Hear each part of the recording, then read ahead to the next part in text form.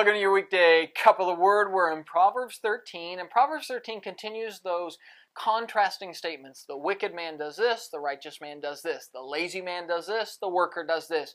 Talks a lot about things like watching your words and being careful that you're willing to receive rebuke, because that's how we grow in wisdom, is through being disciplined and learning things often the hard way.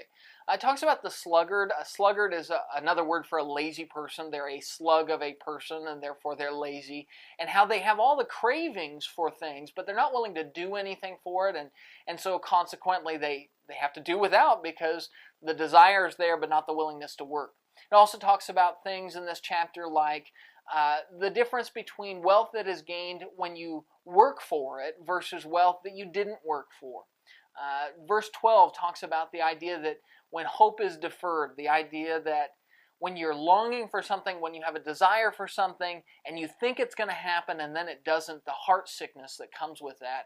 And verse 19 compares that when it talks about the idea that desire that is realized is sweet to the soul. Just like hope deferred brings heart sickness, realized desire, when something that we'd hope for and long for happens, that's a sweetness to our soul.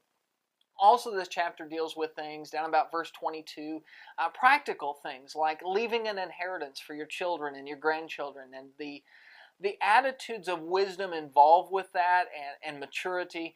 And so this chapter, once again, continues to deal with all sorts of things, from financial things to hard work, to character, integrity, willingness to deal with discipline. All of these things are areas of wisdom. There's not a single area of life that wisdom doesn't touch. And so if we'll open our eyes to what Proverbs says, every area of our life can be changed for the better.